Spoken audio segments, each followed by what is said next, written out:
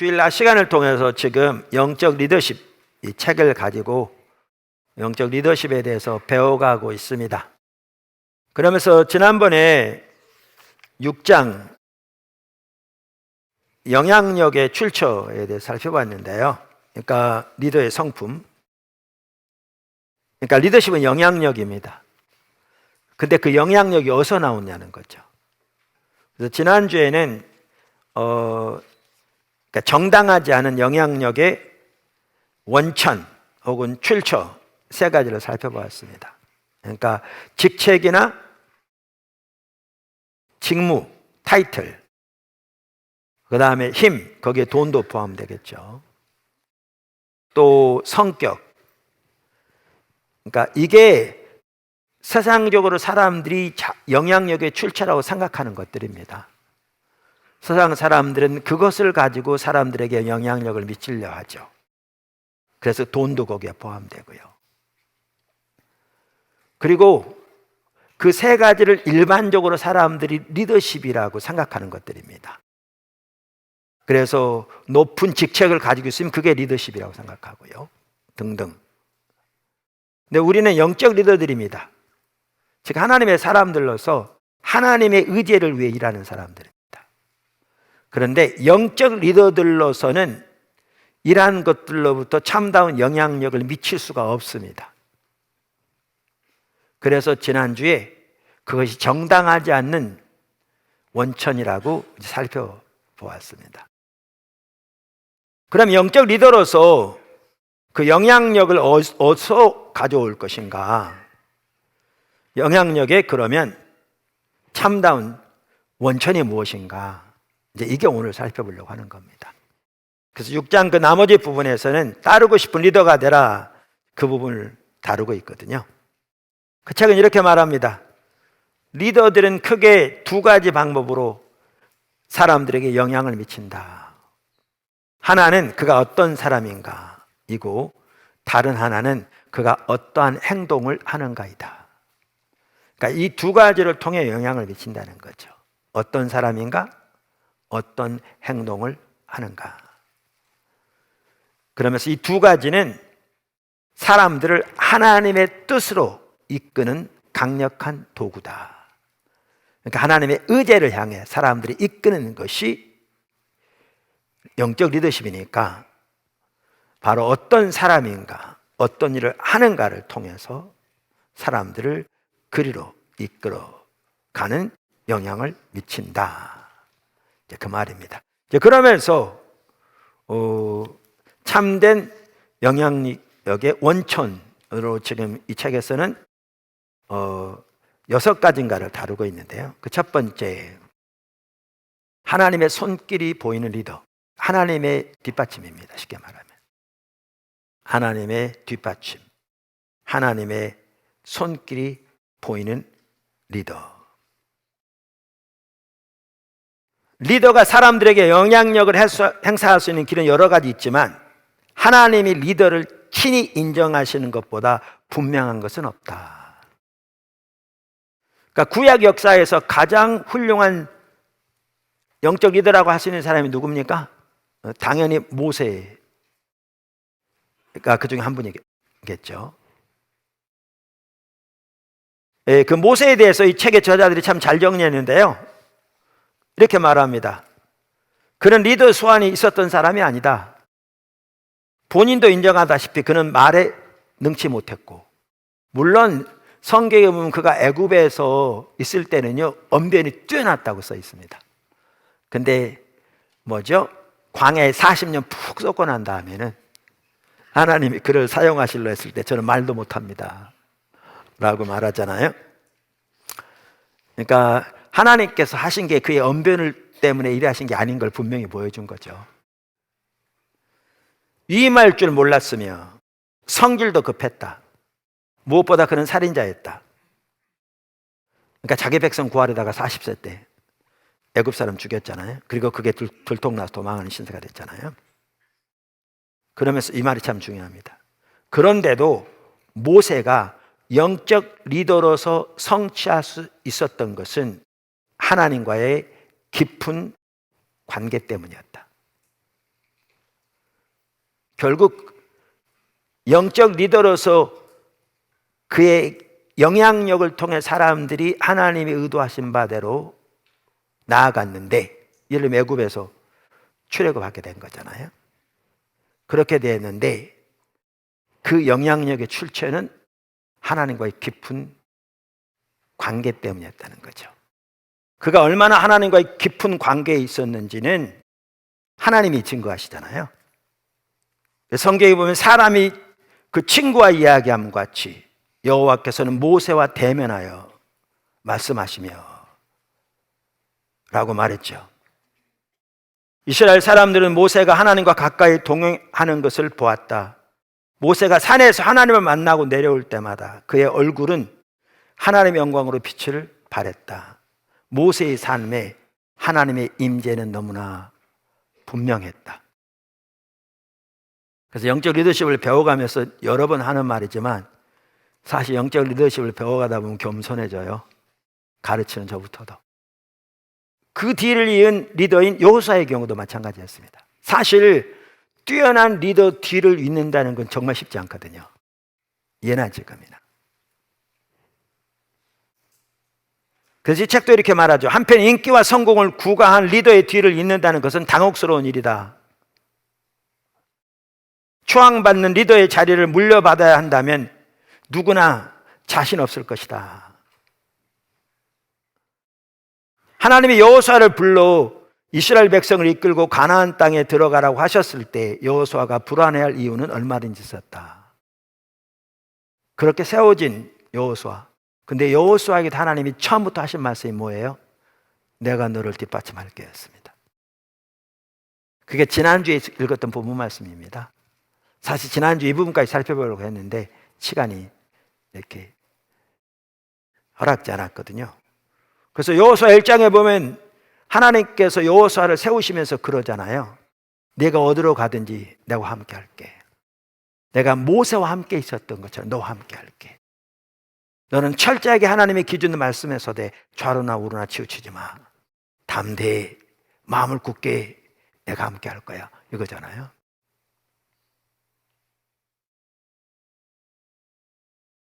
그리고 실제로 하나님이 그렇게 함께 하셨습니다. 우리가 잘 아는 그 요단강을 가르신 거잖아요, 하나님이. 그래서 이스라엘 백성 건너게 하셨잖아요. 여호수아 4장에 보면. 근데 3장에서 하나님께서 요단강을 가르실 거를 말씀하시면서 그 일을 하시는 이유 중에 하나로 여호수아를 이스라엘 백성들 앞에 세우기 위함이라고 말씀하시거든요.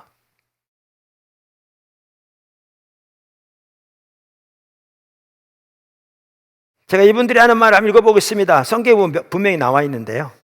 하나님은 약속하신 대로 여호수아를 통해 강하게 일하셨다. 이스라엘 백성들이 요단강을 건널 때 하나님은 여호수아에게 재차 당신의 약속을 확인해 주셨다. 여호와께서 여호수아에게 이르시되 내가 오늘 시작하여 너를 온 이스라엘 목전에서 크게 하여 내가 모세와 함께 있었던 것 같이 너와 함께 있는 것을 그들이 알게 하리라. 하나님의 뒷받침입니다. 그래서 이렇게 말하죠. 하나님의 임재는 명약관하다. 그러니까 하나님이 그와 함께 하신 거죠. 그러니까 하나님의 임재가 함께하는 하나님의 뒷받침이 그러니까 영향력의 참된 원천인데, 그게 되려면 적용되는 핵심적인 법칙이 나를 존중히 여기는 자를 내가 존중히 여기고 나를 멸시하는 자를 내가 경멸하리라는 성경에 나오는 법칙이라는 거죠. 이 저자들도 똑같이 말하죠. 이건 우리가 수없이 많이 살펴봤기 때문에 잘 알죠. 이 말의 의미를 알아야죠. 왜냐하면 바리새인들이 만약에 이 구절을 읽었다면 자기들이야말로 누구보다 하나님을 존중하는 자들이라고 자부했겠죠. 근데 하나님의 관점에서는 그들은 하나님을 멸시하는 자들이었죠.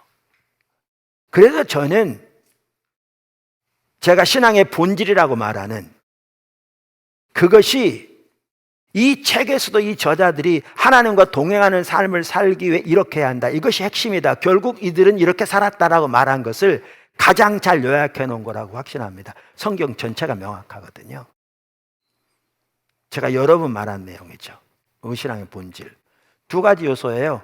근데 하나죠. 손바닥 양면처럼, 동전의 양면처럼. 첫째는 무엇보다 하나님께 친밀한 교제입니다.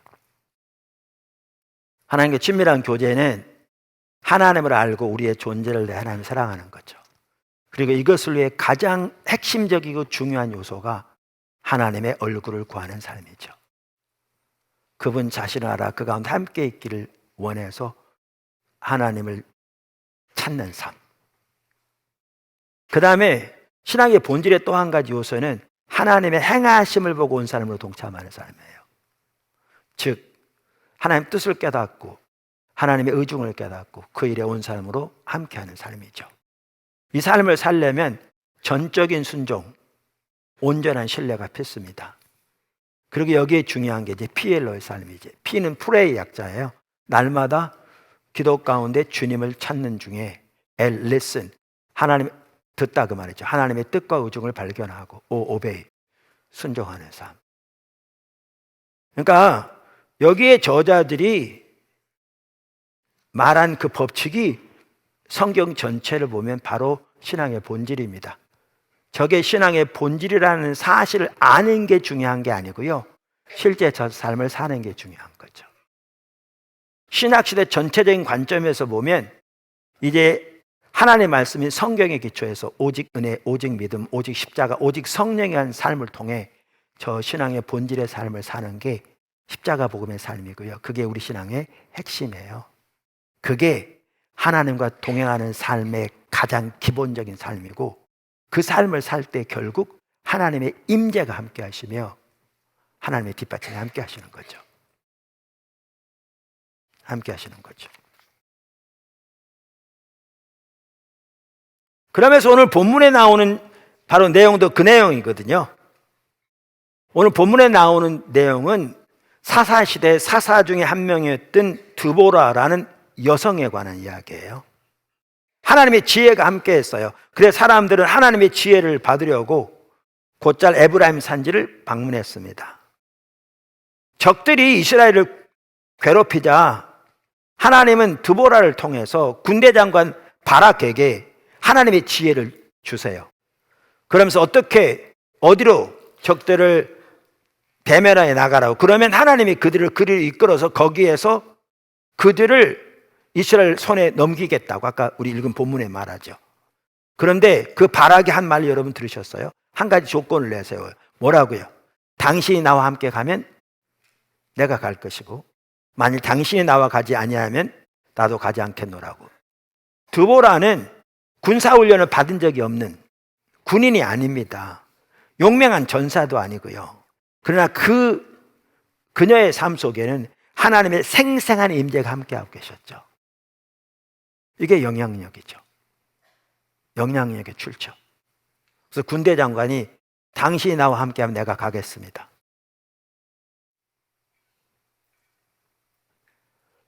영향력의 출처는 하나님의 인증, 하나님의 임재에서 나오는 하나님의 뒷받침입니다. 뒷받침입니다. 근데 사실 이 책에도 나옵니다마는 이렇게 아까 말한 대로 이 책에 나온 내용들은 거의 리더십 책들이 나오지도 않는다니까요. 예수 믿는 사람들이 쓴 책에도 너무나 당연하다고 여기니까요. 네, 너무나 많은 목회자들과 성도들이 너무나 기본적이라는 이 부분도 소홀히 하고 때로는 그럴 때는 언변을 통해서 또 다양한 세상의 수단과 방법들을 통해서 사람들에게 영향력을 미치려고 노력하면서도 정작 하나님의 그를 뒷받침하셔서 그 영향력으로 사람들이 하나님의 의중으로 의제 가운데로 돌이켜질 수 있도록 하나님을 찾고 의지하는 일을 너무나 소홀히 한다니까요.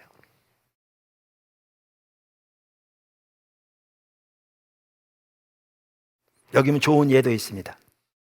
찰스 피니인데요.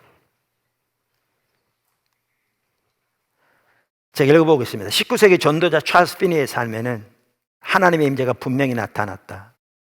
1826년 뉴욕 공단에 간 피니는 친척이 감독으로 있던 면 제조 공장을 방문하게 되었다. 많은 여공들이 배틀과 방적기에서 일하고 있는 커다란 방을 지날 때였다. 여자들 몇몇이 피니를 보며 뭐라고 서로 얘기를 주고받았다. 피니가 다가가자 그들은 더 심하게 동요했다. 피니가 3m 앞으로 다가가자 한 여자가 바닥에 덜썩 주저앉아 울음을 터뜨렸다. 곧 다른 사람들도 흐느끼기 시작했는데 자신들의 죄가 마음을 찔렀기 때문이다. 성령의 역사는 순식간에 건물 전체로 퍼져 온 공장이 하나님의 임재를 깊이 느꼈다. 비신자인 사장도 하나님의 역사하고 계심을 깨닫고 즉시 공장 문을 닫았다. 그는 피니에게 설교를 부탁했다. 영혼의 평안을 찾는 법을 말해달라는 것이었다.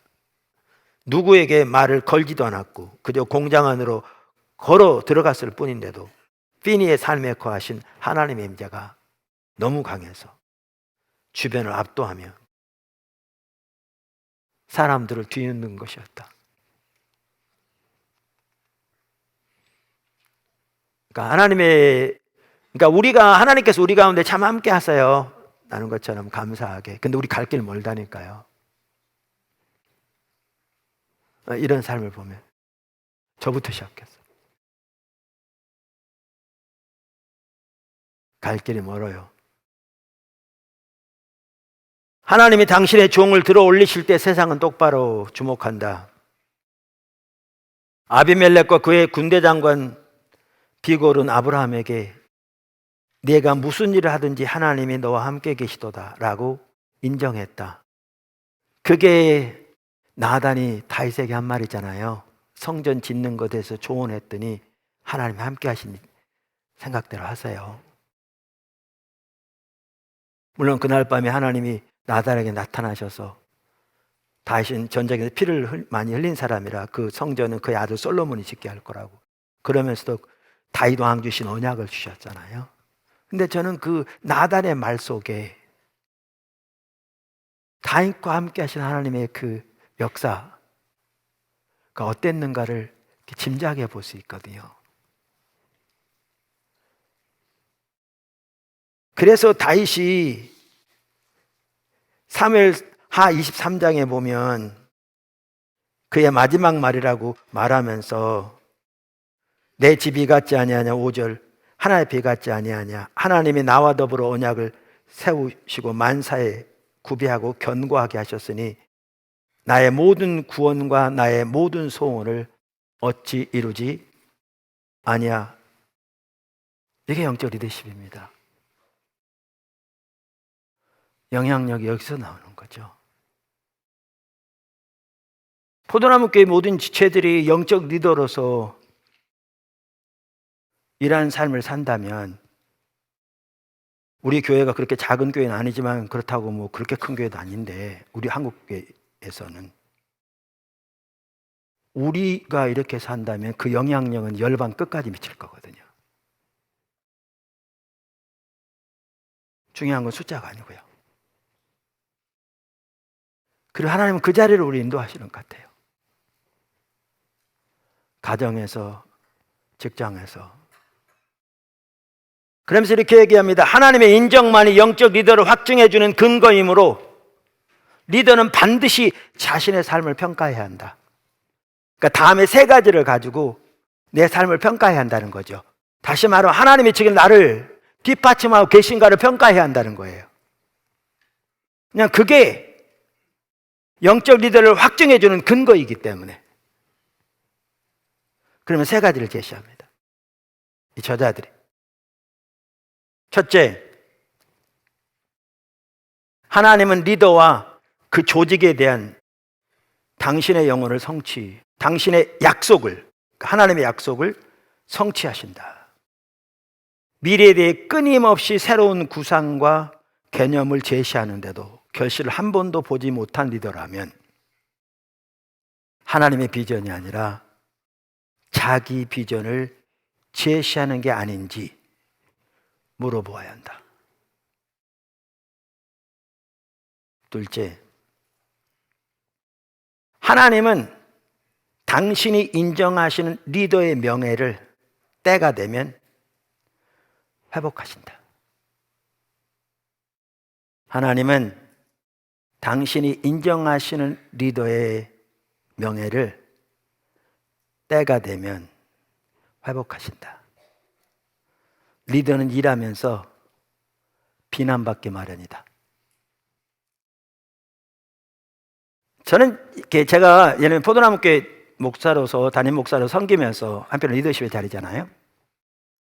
제가 경험한 게 리더십의 자리는 비난받는 것이 그 자리 한 부분이구나 라는 걸 알게 됐습니다. 리더십은 욕먹는 자리입니다. 그러니까 비난받을 자리가 뭐죠? 그 비난받을 것이 싫으면 리더가 되지 말아야 합니다. 리더십의 자리와 찾아오는 한 가지는 비난받는 겁니다. 잘못해서 비난받는 건 돌이켜야 되지만 아무리 잘해도 비난받게 돼 있는 것이 리더십의 자리입니다. 근데 때가 되면 하나님의 리더의 머리를 드십니다. 성경에 대표적인 한 사람이 누구겠어요? 뭐 여러 사람이 있지만 한 사람이 요셉이겠죠. 저가 얼핏 생각나는 게. 보디발의 집에서 신실하게 섬겨서 주인의 은총을 받아서 집안 모든 살림을 꾸리는 그 하인 중에 대표로 주인이 세웠는데 그의 아내가 유혹한 거잖아요. 그래서 그 부분은 도저히 할 수 없어서 붙잡는 아내를, 그 보디발의 아내를 뿌리치고 나오면서 옷을 붙잡으니까 겉옷이 벗겨진 거잖아요. 그걸 보디발의 아내가, 보디발이 돌아오니까 저 요셉이 당신이 그렇게 키워주니까 이제는 겁이 없어 눈이 뒤집혀가지고 나를 겁탈하려 했다고 뒤집어 씌우잖아요. 이때 변호할 수 있었겠죠. 근데 그 자리를 본 사람은 아무도 없는데 그의 명예가 회복되는 건 아니었겠죠. 그 아내의 경우에도 뭐 증거가 없기 때문에 그렇지만 예전처럼은 남편에게 할 수는 없었겠죠. 관계가. 그래서 감옥에 들어갑니다. 내 때가 되니까 하나님이 그의 머리를 드셨죠. 여러분 아시다시피 리더는 일하면서 비난을 듣기 마련이다. 비난이 반드시 리더십이 부족하다는 신호는 아니다. 하나님을 거부하는 사람에게서 나온 비난일 수도 있기 때문이다. 성령의 인도를 받는 리더라면 결국 하나님이 결백을 입증해 주신다. 이 땅에서가 아니면 그 나라에서도. 셋째, 리더의 삶에 나타나는 하나님의 임재로 사람들의 삶이 변화된다. 성령의 능력으로 이끄는 자가 있으면 사람들은 마음이 변화돼 새로운 차원에서 하나님을 체험하게 된다. 그러면서 영적 진보가 나타나지 않는다면, 사람들의 삶 속에 영적 진보가 나타나지 않는다면 그 리더십은 하나님에게서 온 것이 아니라 단지 리더의 재능에 불과할 수도 있다. 그러니까 리더십의 영향력의 참다운 원천으로 하나님의 뒷받침, 그것을 이제 이 개정판에는 뭐라고 표현하면 하나님의 손길이 보이는 리더라고 그랬거든요. 그러면서 하나님의 인정만이 영적 리더를 확증해주는 근거이기 때문에 리더는 이 세 가지가 자신의 삶 속에 나타나고 있는지를 보아야 한다라고 말한 거죠. 그럼 여러분 한 분 한 분은 리더예요. 가정의 리더고, 회사에서 리더고, 또 교회에서 다양한 부분에 리더십이 있고 담임 목사가 아닐지라도. 그러면 이 세 가지를 보라는 거죠. 다시 한번 읽어보고, 첫째, 하나님은 리더와 그 조직에 대한 당신의 약속을 성취 하신다. 하나님은 당신이 인정하는 리더의 명예를 때가 되면 회복하신다. 둘째. 셋째, 리더의 삶에 나타나는 하나님의 임재로 사람들의 삶이 변화된다. 지금 여러분의 삶에 이런 일이 일어나고 있느냐는 겁니다. 안 일어나고 있다면요, 그럼 우리는 문제가 있는 거죠.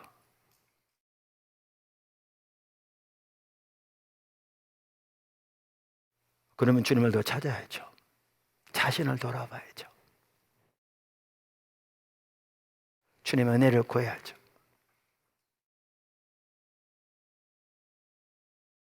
그렇다면 어떻게 하나님의 손길을 얻을 것인가? 열쇠는 리더가 아니라 하나님께 있다. 하나님의 인정을 받기 위해 리더가 할 수 있는 일은 아무것도 없다. 단지 순종할 뿐이다. 그래서 아까 제가 보여드렸잖아요. 신앙의 본질. 그게 우리가 살아야 할 삶인 겁니다. 그럼 일은 주님이 하십니다. 우리가 할 수 있는 게 아닙니다.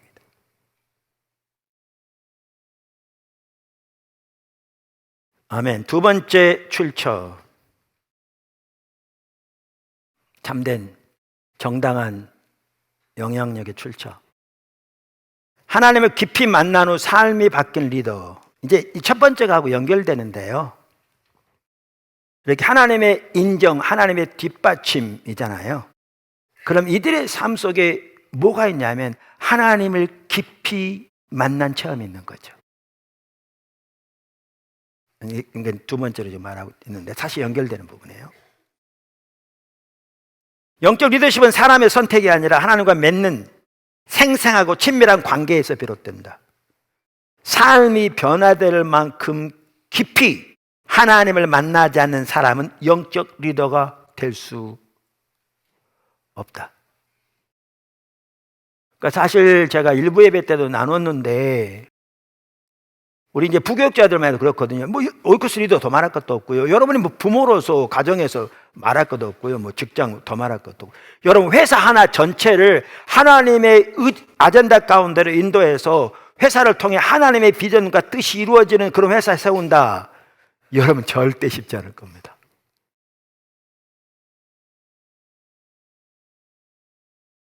그러면 더 말할 것도 없고요. 더 말할 것도 없고요. 다시 읽어볼까요? 삶이 변화될 만큼 깊이 하나님을 만나지 않은 사람은 영적 리더가 될 수 없다. 여기에서 이제 하나님과 관계가 새롭게 되어지고 그렇게 하나님과 동행하는 삶으로 돌이켜지고 하나님의 임재가 회복되어지고 그러면서 하나님의 뒷받침이 시작되기 때문에요. 이게 없으면 나머지가 없는 거죠. 무디만 하더라도 이런 내용이 있더라고요. 그가 꽤 성공적인 목회를 하고 있었거든요. 그러나 이것만 가지고 부족해서 그렇게 갈망하고 사모하는 중에 뉴욕에서 하나님께서 만나주셨는데 얼마나 강력하게 임하셨든지 그만 거두지 않으면 자기가 죽을 것 같다고 그렇게 고백할 사람이 있잖아요. 그러면서 그 이후로 무디가 근본적으로 더 바뀐 거잖아요. 근데 거기에 보면 이런 내용이 있더라고요. 이 책에 보면 1871년 6월 세라 앤 쿡과 허스트, 뭐 영어로 안 써있으니까 어떻게 번역하는지 잘 모르겠습니다. 교회 맨 앞줄에 앉아 예배 시간 내내 열심히 기도했다. 그래서 무디 목사님 가서 물었다는 거에서 모르게 간절히 기도하느냐고. 그랬더니 그들은 무디의 삶과 사역에 성령의 능력이 필요함을 느껴서 하나님께서 그렇게 성령의 능력을 부어달라고 기도했대요. 그러면서 이제 무디의 내면의 변화가 일어나서 그가 말하기를 내 영혼에 깊은 갈급함이 생겼다. 그것이 무엇인지 나도 몰랐다. 난 전에 없던 방식으로 부르짖기 시작했다. 이 능력을 받지 않고는 살고 싶지 않다는 생각이 간절했다. 그래서 이제 성령 역사를, 임재를 강력하게 기도하기 시작했거든요. 그러면서 그렇게 놀랍게 바뀌었거든요. 그러면서 이 세 사람의 예를 든 다음에 이렇게 말합니다. 영적 리더로서 핀이나 무디, 구레함의 두드러진 성공은 뛰어난 언변이나 조직력에서 비롯된 것은 아니다. 오히려 그리스도께 대한 총체적인 순종에서 온 것이다. 이들은 회심 때 헌신보다 더욱 깊은 차원에서 모든 것을 바쳐 그리스도를 따르리라고 결단했다. 그들은 자신에 대한 그리스도의 절대적 주권 앞에서 아무것도 자기 것으로 취하지 않기로 다짐했다. 그러니까 여기에 보면 언변이나 조직력에서 비롯된 것이 아니라 그랬잖아요. 그러니까 이 말은 우리의 언어나 조직이 중요하지 않다는 말은 아니라는 것을 과거에도 말씀드렸죠.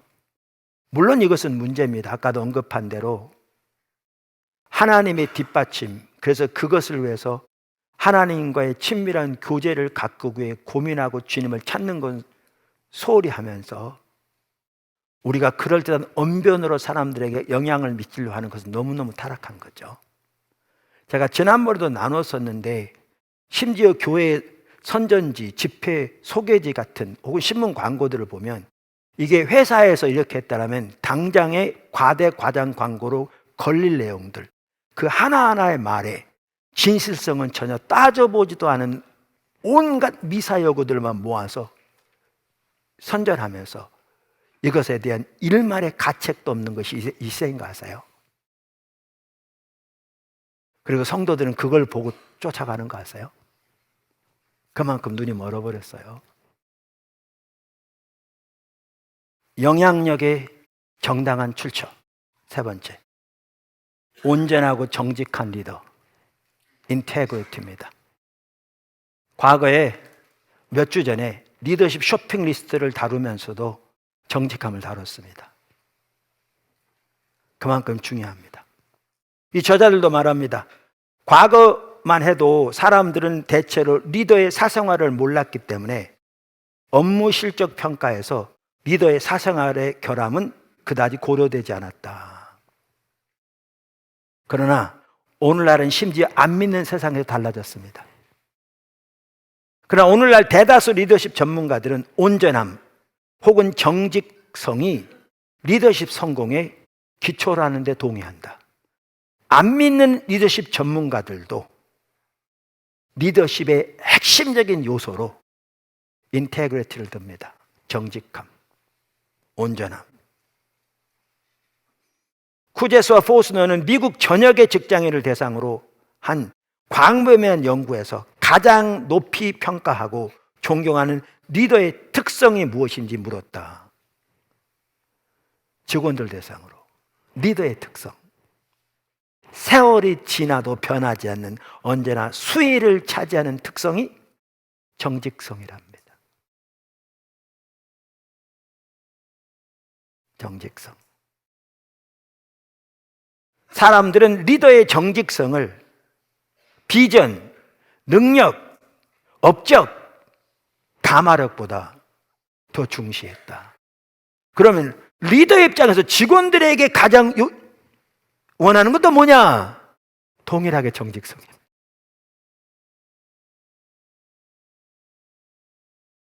이 책의 저자들이 책을 쓰면서 비공식 설문조사를 했답니다. 유소한 회사 CEO들에게 직원을 채용할 때 중시하는 조건을 물은 겁니다. 그랬더니 거의 만장일치로 첫 번째가 도덕성이었답니다. 도덕성.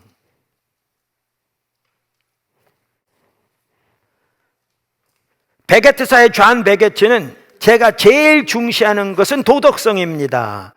도덕성이 내면화되어 있지 않다면 정직, 근면, 건전한 직업윤리 같은 다른 특성은 당연히 그 내면화되어 있다면 도덕성이 그러한 다른 특성은 당연히 따라온다고 믿습니다. 그러니까 아래 사람들이 보는 리더에게서 요구되는 가장 주된 그 뭐라 해야 되죠? 성격이라 성품이라고 그래야 되나? 특성이라고 그래야 되나? 혹은 리더가 아래 사람에게 질서 아래 사람에게 기대하는 가장 중요한 특성도 다 정직성입니다. integrity.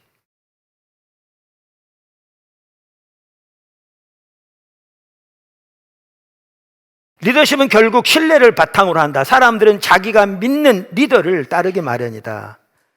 리더를 믿을 수 있으려면 기초가 있어야 하는데 그 기초가 정직합니다. 그래서 쿠제스와 포스너는 리더의 온전함을 신뢰성이라는 단어로 표현하기도 하면서 리더십의 기초는 신뢰성이다. 그게 전부다라고 말하기도 했습니다.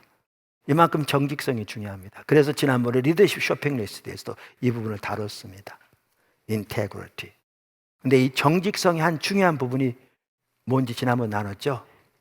이 책에도 나옵니다만은 중요한 것이 언행일치입니다. 말의 정직성입니다.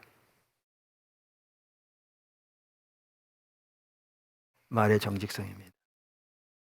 그래서 말의 정직성 중에 중요한 하나는 앞에서 말한 것과 뒤에서 말한 게 같아야 합니다.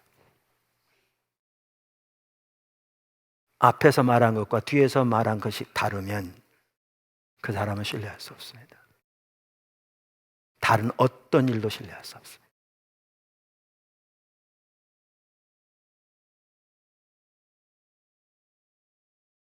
이제 이게 우리나라에 참 심각한 겁니다. 아까 우리나라는 말이 정말 과하거든요.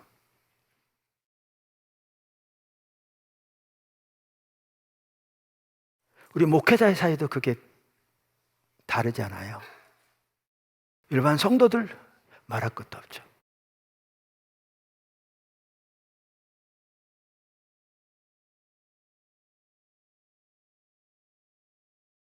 그리고 앞에서 하는 말과 뒤에서 하는 말이 달라요.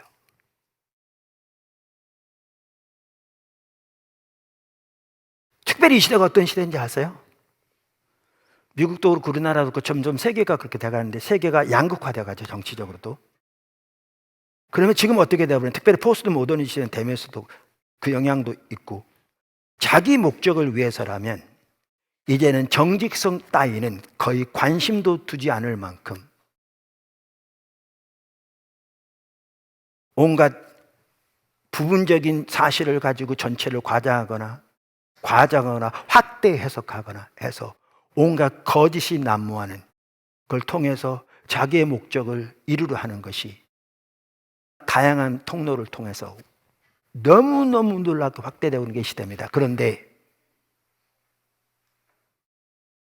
안 믿는 사회에서도 정직함의 중요성을 이렇게 보기 시작한 한편으로는 우리 믿는 사람들까지도 그렇게 타락한 조류에 휩쓸려 가는 이 시대입니다. 이 시대에 우리는 선교적 삶을 살아야 합니다. 이 시대에 우리는 영적 리더로 살아야 합니다. 그런데 영적 리더에게 요구되는 영향력의 정당한 출처의 한 핵심은 정직성입니다.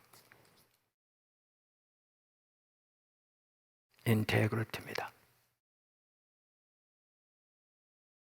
이 저자들이 이렇게 말합니다. 리더의 삶에는 온전함이 돋보여야 한다. 이는 세상 리더와 크리스천 리더 모두 공히 깨닫는 바다. 넥스트 프리는 매사의 온전함이 다른 모든 것에 선행된다. 온전함이 반드시 겉으로 드러나야 한다. 사람들은 자기 리더의 온전함을 반드시 확신해야 한다. 공인의 삶을 사는 리더는 보여지는 모습이 곧 삶이 된다고 주장했다. 그러면서 사전에 나오는 온전함, 인테그리티의 정의를 이렇게 저자들은 표현하고 있는데요. 사전에 나오는 정의입니다. 도덕적 또는 미적 원리를 고수하는 것, 진실하고 정직함, 올곧음, 통전적이고 완전한 것, 흠이 없고 더럽혀지지 않은 상태, 본래 이상적인 상태, 이렇게 정의하고 있습니다. 그러면 또 책에 나오는 이 온전함에 대한 하나님의 축복, 약속들도 지금 책에는 기록되어 있습니다. 제가 읽어보겠습니다. 잠언 2장 7절. 그는 정직한 자를 위하여 완전한 지혜를 예비하시며 행실이 온전한 자에게 방패가 되시나니. 잠언 10장 9절. 바른 길로 행하는 자는 걸음이 평안하려니와 굽은 길로 행하는 자는 드러나리로다. 잠언 20장 7절. 온전하게 행하는 자가 의인이라 그의 후손에게 복이 있으리라. 시편 26편 1절 2절. 이건 다윗의 시편이죠. 내가 나의 완전함에 행하여 싸우며 흔들리지 아니하며 여호와를 의지하여 싸우니 여호와여 나를 판단하소서. 여호와여 나를 살피시고 시험하사 내 뜻과 내 양심을 단련하소서. 요 완전했다, 흠이 없단 말은 조금도 실수 없단 말이 아닙니다. 다 실수 있습니다. 다윗도 실수했잖아요. 모세도 사람을 죽였고. 여기 온전함은 온 마음으로 주님 앞에 정직하게 서고 사람 앞에 정직한 자세를 말하는 겁니다. 그리고 그렇게 서기를 추구하는 겁니다.